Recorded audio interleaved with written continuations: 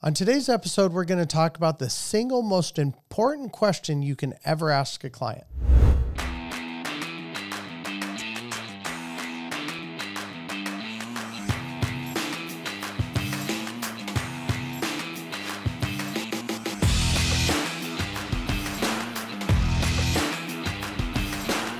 Hey everyone, welcome to this week's episode. I am Chad Owen, the Annuity Sales Coach, owner of Retirement Realized Financial, Retirement Realized Agents Academy.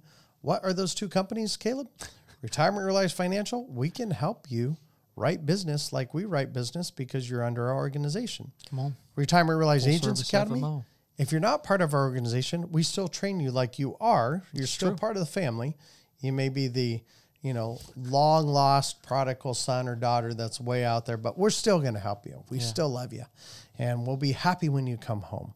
But, when I started these companies years ago, my thing was always, I want to help people no matter where they are. That's really what it comes down to, because my heart is always to help agents promote our industry better. In other words, make sure we're representing ourselves in a way where they're saying, oh, you're the annuity salesperson, are you? You're the life insurance guy. I don't want that. And really, honestly, annuity is no longer a four-letter word. It is really something that is respectable. It's a lot more in the mainstream now. We are known as safe money, and people will say something like, well, I used to hear annuities were bad, but now I'm thinking they're right for me. And I hear that all the time now. Well, there's been a lot of product changes, a lot of great evolution in the products. Well, and I would like to hope that our training organization was part of helping change that name, because we've been doing this for over 6 years now. We have. Well, and what I love about both Retirement Realized Agents Academy and Retirement Realized Financial was that both were birthed out of a place where we saw a need. So the Academy, it actually started before the FMO, because we realized there is a major gap in training here, and not just a gap in training. Agents need to learn how they can produce more with ethics and integrity. So it's the combination. What? Yeah. You mean I can be ethical and honest and still be a good producer? Yeah. What? Yeah, I know, it's crazy, wow, right? Who would have thought that? So it's like when we saw Boy, the if somebody need ever for takes that little snippet right there. Here's what Chad said. Yeah. What? Sarcastically? Play the whole thing. You'll see. Yeah. Okay. Go ahead. But no, seriously, like that was the need that we saw. So we filled the need. Then as we're actually interacting with and working with agents, we realize, oh my gosh, there's major holes in the IMO space too.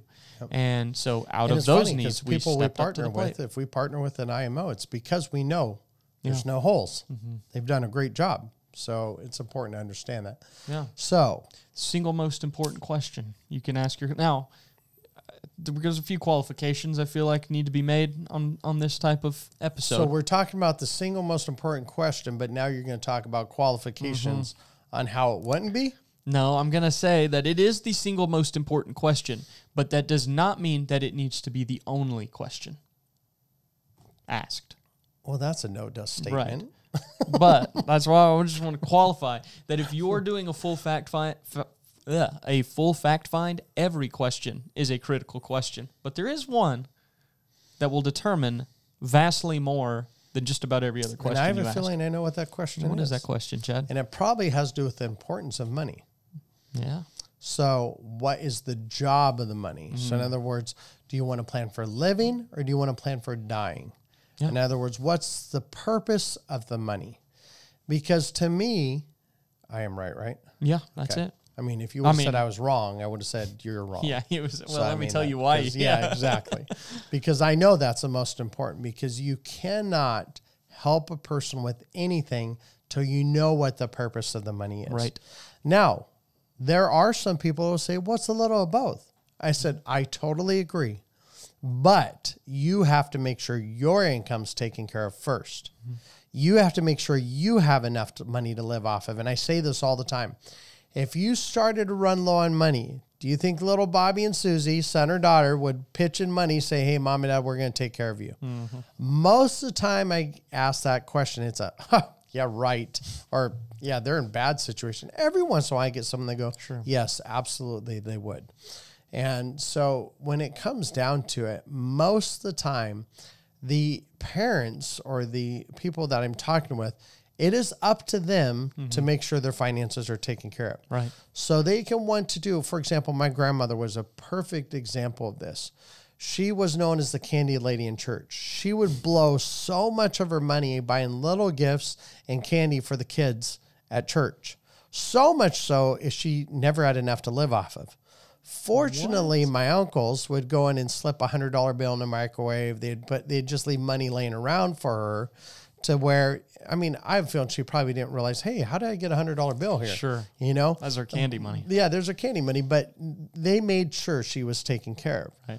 Most people, that is not the case. Yeah. You know, I remember, I mean, my mom was in assisted living. My father-in-law is my mother ended up in long-term care. My father-in-law is in long-term care. My natural father should have been in assisted living, but just out of sheer will and stupidity, wouldn't. You know, he just like, I am going to die in my own place. And, you know, fortunately he had a wife that took care of him, but then she ended up having cancer and she was in a bad spot and she should have ended up in an assisted living of some sort. And she just ended up dying in the RV. I mean, you know, this may sound harsh, but to me, death is a finality. Living is the thing that's important. You know, once you're dead, you're dead. There's nothing you can do about it. Right. But, you know, when you're alive, you can choose how you're going to live. Yeah. And so to me, death is death. I just look at it that way. It doesn't mean it doesn't hurt. It doesn't mean it's not a big deal. But how I choose to live now is far more important than how I'm dead. I mean, once I'm dead, it doesn't matter how I died, I'm dead. Right. You know, I think one of my movies I've seen so many times is Last Samurai. And so Tom Cruise goes up and how he's a samurai and he's a Top Gun pilot and it's amazing what that guy can do. He's a Missions Impossible guy. But anyway, so the not warlord, he was actually the last of the samurai that was standing up against the move of the West into their culture. And he died. I mean, it was a crazy battle. I don't think it's historically accurate, but it made for a really good movie. So the emperor goes to Tom Cruise and he goes, you know, Tom Cruise is kneeling down before the emperor and he goes, tell me how he died. And Tom Cruise, I'm going to tell you how he lived. And that's how I really think about it. I don't care. I'm probably going to die of something stupid. Line. That's a reality. I mean, that's just probably going to happen that way. Yeah. But I want people to go, this guy lived life to his fullest. Yeah. So when we're asking the questions, it's important we get down to the purpose. And when people are thinking about it, they're not generally thinking about how much they're leaving when they're dead. Right. They're thinking about how they lived. And you know, I mean, I've known you for years. You're my son-in-law. I mean, the one thing, what do you see? Am I trying to pour a whole bunch of money into you guys to where when I'm dead it's gone? Or do I try and create memories right now that we can enjoy and do? Memories. Vacations, time as family, you know, whatever we can do to create memories now, because that's the thing that lasts. You know, now I trust every single one of my kids with money from the standpoint of I know they're not going to just go and blow through it. So it's not like I'm going to go and leave millions of dollars to them. I have to worry about, oh my gosh, they're just going to go buy whatever, whenever. Right. I don't have to worry about that. But I also want to make sure that, man, we really get to enjoy life together now with the memories. And so for me, it's a plan for living. Right. Now, based off of how I spend and by the business I have, there will be plenty left for a plan for dying. But my focus is making sure the plan for living is first. Yeah. So you need to be asking that, because without it, you can't make a plan that actually fulfills the needs. No. You don't know what they are to even fulfill. No. I mean, if I say I want a plan for living, what's the likelihood of me having an income rider on that? That's 100%, right? Yeah. If you want a plan for a living, there's going to be an income rider. If you have a plan for death, is there going to be an income rider on that? Generally not. Generally not. Because that means, and I'm going to make sure through my fact finder, that you have more than enough income coming in. There may be money coming out of it by way of RMDs, if it's qualified money that they're just trying to honestly just protect and grow, but the government's going to force them to take some. And that's nature of it. They're going to have that to enjoy, and awesome, great. But yeah. And so when we look at it, now what if I say I want a plan for living and a plan for dying? Then it goes back to the same thing we've talked about. You say you want a plan for living, plan for dying right now, but right now you've already shown that if you pass away, the lower of the two Social Securities goes away. You have 0% survivorship on your pensions. So you die, what's your wife going to do now? Yeah. She's got to have something that replaces that lost income. Right. So unless they have a very large life insurance policy, which that's happened too. So if I have a guy that has a universal life or a GUL that I know it isn't going to go away no matter what, and they have $500,000 or $1 million in there, then okay, maybe we could look at a single life payout. Right. And if they have enough income coming in while they're alive, then maybe we don't need an income rider, and maybe we can do an indexed annuity without an income rider. Sure. But that being said, yeah, that would even work too, because if they're let's say the husband has the biggest pension, and if he's alive, she's dead, he's still fine. She's alive, he's dead, she's in trouble, then you better have a big life insurance policy or we're doing joint lifetime payout. Right. Well, and I've actually had that question come up this week or last week, actually. An agent asked me, so like, does Chad always do joint lifetime income? I said, not always, but most cases warrant it. And really there's a couple of caveats there. Number one is, are they a major age gap where doing joint just drags the guaranteed income down so far? Oh, I've had someone that's 7 years old that had a 50-year-old wife. Right. That's that she's going to pull that guaranteed income down so much that it's like, and she's so young, darn near certain he's going to pass before she does, unless it's a freak accident. And again, if there's life insurance on that. Caveat number two being, if there is a huge life insurance policy on one or the other, and the way that the needs work out, you don't have to do joint to take care of one if the original were. And there's a few other stipulations come into that. Maybe they don't have a life insurance policy, but they have a couple rental properties, or maybe they have oil rights, or maybe they have, something out there. I mean, I have a client that they have a $500,000 car that it's a collector's vehicle, one of one. So they know even if the market was bad, they could still probably get a decent amount of money out of that vehicle. Yeah. But, it just comes down to everything revolves around that one question. What is the purpose of the money? Yeah. Because you can even have someone say, you know what? I don't care. I mean, I've heard this before, and I've actually ran into this in objection.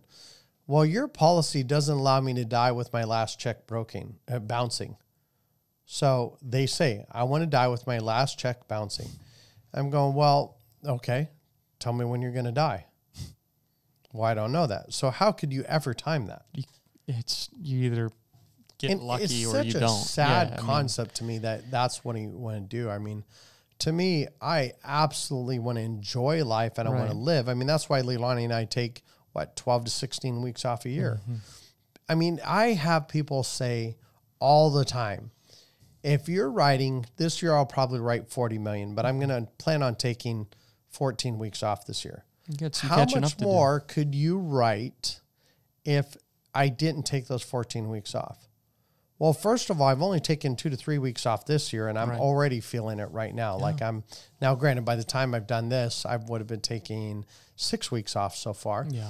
And I'll be much more refreshed, but I just hit the wall, man, and I feel it. Like I will get in front of clients and I will focus and I'll work my tail off, but I have to work a lot harder to stay focused. Yeah. It does not jeopardize or compromise anything I'm doing for my clients. It's just I have to work a lot harder. Yeah. When I come back refreshed, I can write more and do more because I'm much more relaxed. Yeah. And so you could say, how much are you losing by taking vacation? Well, number one, most important, I'm never jeopardizing my relationship with my wife. Yeah. So that comes first before anything. Then, of course, my kids. I want to be sure we can enjoy. If we want to go out to dinner, if we want to go take a weekend off, if we want to go to Disney World, whatever it is, no matter what it is, I want those memories there. And then whenever I get grandkids, I want to be able to just go, hey, you know what? I mean, because little kids have this magic ability to look on you in the face and go, do you really have to work? Well, there's many years the answer was, yes, I have to. I mean, there's no way I cannot work. We won't have bills. We're in debt too much. We didn't manage money the way we are. But you know what? If my little grandkid looks at me 5 years from now and says, hey, do you really have to go to work, Pop? I'm like nope. I'm gonna just work calling in. Yeah, they got a good way of getting you off the job and getting you to empty your pockets too. I mean, or I'll say, you know what, today I do, but I got Thursday. I can take that entire day off and we can just go do something. You know, that's what it's about. So everything has to do with purpose. Yeah. You know, so you've got to ask those questions. And that's why I also ask, how much do you need to survive off of for income? Yeah. And how much do you need to thrive off of? What's your enjoyable? I'm not saying staying at Ritz-Carlton's. That's not what I'm saying. Sure. You know, but I'm saying how much to be able to enjoy your retirement do you need? Yeah. And so that's all, once again, purpose of money. So. Yeah. I love it. It's the single most important question you can ask. You ask every single client you have, no exceptions. What is the purpose of the money? Yeah, well, I ask every single client every single question, no matter what it is. Yes, and every question on that Fact Finder's asked, but that is after I find out what I mean. I say, are you willing to lose all of your money, some of your money, or none of your money? Then I say, what's the more important to you, plan for a living or plan for dying? But I even ask that on the phone. Yeah. That's one of the first questions when I'm qualifying clients to see if I can help them. What's the purpose of the money? Yeah. Okay. It's important. I hope this helps you guys. You have a great day. And of course, happy selling.